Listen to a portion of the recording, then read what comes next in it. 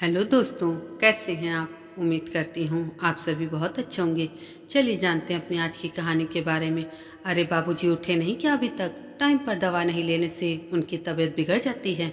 अमित जरा जाकर देखोगे क्या उनके कमरे में? मैं रोटियां बना रही हूँ, सब्जी भी गैस पर रखी है। तुम्हारा टिफिन भी लगाना है अभी। जागते ही चाय चाहिए उनको, वो भी सुबह ठीक 7 बजे।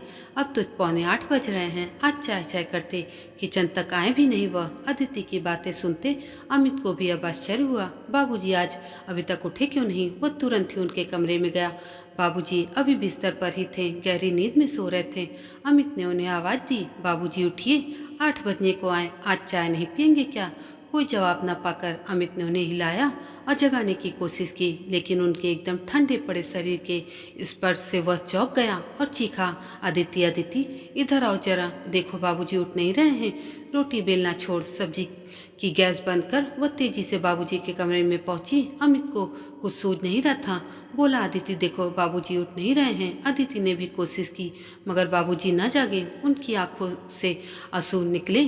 फिर वह खुद को मानो सांत्वना देती हुई बोली, जरूर रात की दवाइयों के असर से गहरी नींद में है। ठहरो, मैं डॉक्टर को फोन करती हूँ। अदिति ने बाबूजी के रेगुलर डॉक्टर को कॉल किया और बोला, हेलो डॉक्टर साहब, मैं गीता बोल रही हूँ। हाँ बोलो, बाबूजी तो ठीक है ना? परसों ही तो उन्हें चेक किया था, बीपी बढ़ा हुआ था, इसलिए मैंने दवाई भी चेंज कर दी थी। अदिति बोली, डॉक्टर साहब बाबूजी उठ नहीं रहे हैं, प्लीज़ आप जल्दी घर आएंगे क्या? डॉक्टर जी बोले, हाँ हाँ मैं तुरंत आता हूँ। 10 मिनट में डॉक्टर साहब आ गए, बाबूजी को चेक किया, फिर अमित की पीठ पर सांत्वना की थपकी देते हुए बोले, सुबह सुबह ही डेथ हुई है इनकी, बीपी ही इन पर भारी गुजरा, मैं इनका डेथ सर्टिफिकेट बना देता हूँ। डॉक्टर की बात सुन अदिति हिचकियाँ ले लेकर रोने लगी।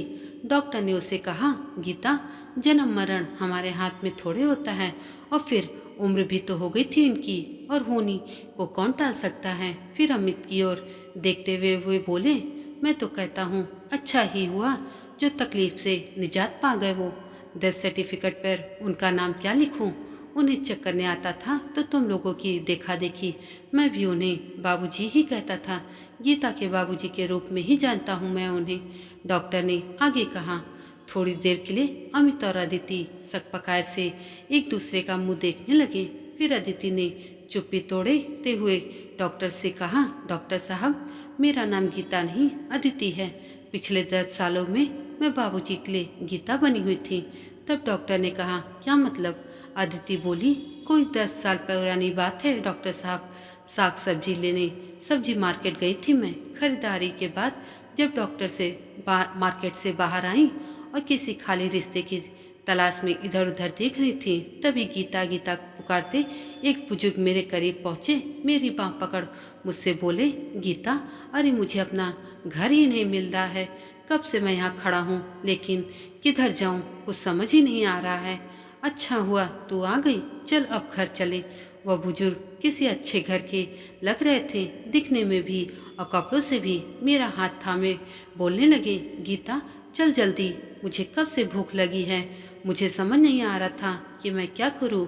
मैंने उन बुजुर्ग की स्नेहमयी मीठी आवाज़ सुन सोचा कि उनको घर ले जाती हूँ, कुछ खिलाकर शांति से उनका एड्रेस पूछती हूँ और फिर उन्हें उनके घर छोड़ आती हूँ। अतः रिश्ते पर हम दोनों घर आ गए। घर पहुँचते ही वे बोलने लगे, गीता जल्दी खाना दे दे, बहुत भूख लगी है।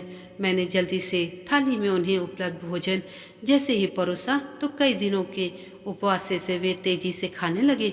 भरपेट भोजन के बाद मैंने उनसे पूछा, बाबूजी आप कहाँ रहते हो, याद है क्या आपको? चलिए मैं आपको आपके घर छोड़ आती हूँ। वे बुजुर्ग बोले, अरे गीता यही तो है अपना घर। मुझे कुछ सूझ नहीं रहा था। फिर वे बाहर सोफे पर ही सो गए। शाम को अमित के घर आने पर मैंने उन्हें सारा किस्सा सुनाया। फिर अमित के कहने पर हमने न्यूज़पेपर में गुमशुदा वाले पृष्ठ पर और टीवी में के गुमशुदा वाले कार्यक्रम के माध्यम से उन बुजुर्ग का एड्रेस और नाते रिश्तेदारों का पता करना प्रारंभ किया। अमित ने पुलिस थाने में भी उन बुजुर्ग की जानकारी दी। पुलिस ने कहा, कुछ पता चलने पर खबर करेंगे, तब तक तुम उनको अपने घर पर रखो, या तुम्हें दिक्कत हो तो उन्हें सरकारी वृद्धाश्रम अथवा अस्पताल में दाखिल करवा दो। वे गीता गीता पुकारते मेरे आगे पीछे घुमा करते थे। गीता आज भिंडी की सब्जी बना, आज बेसन की भजिए वाली कढ़ी बना दे, आज हलवे की इच्छा है, ऐसी फरमाइशें किया करते थे। उनकी बातें, उनका अपनापन देख सुन मेरा मन भर भर आता। बड़े हक से वे मुझसे हर बात कहते जो मुझे भी बहुत भाता। हफ्ता गुजर गया लेकिन उनके घर वालों का कुछ पता नहीं चला। पुलिस से भी कोई हेल्प नहीं मिली, लेकिन घर में रह रहे एक बुजुर्ग का अस्तित्व हमें खूब अच्छा लगने लगा था। उनके लिए कुछ करना हमें खूब भाता। मैंने और अमित ने निर्णय लिया कि हम उन्हें कहीं नहीं भेजेंगे, अपने घर पर अपने साथ ही रखेंगे। फिर हमने पुलिस थाने में भी अपने इस निर्णय की सूचना दे दी। बस तभी से वे बुजुर्ग हमारे बाबूजी बन गए। 10 बरस हो गए मेरा दूसरा नामकरण गीता हुए। आज बाबूजी के साथ अब गीता का भी अस्तित्व समाप्त हो गया।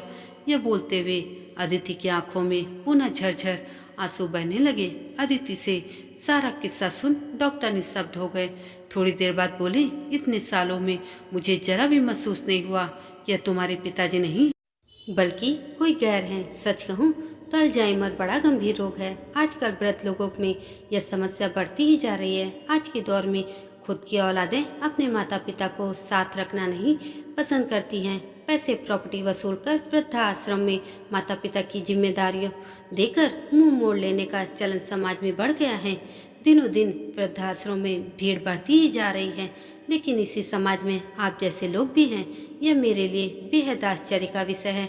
डॉक्टर साहब खामोश हो गए। उन्होंने अमित और अदिति की पीठ पर प्यार और सांत्वना भरी थपकी दी। फिर बाबूजी का डेथ सर्टिफिकेट उन्हें सौंपा और डगमगाई आंखों से घर के मुख्य द्वार की ओर बढ़ गए। दोस्तों, यह कहानी आपको कैसी लगी कमेंट करके ज़रूर बताइएगा, और इस कहानी से आपको क्या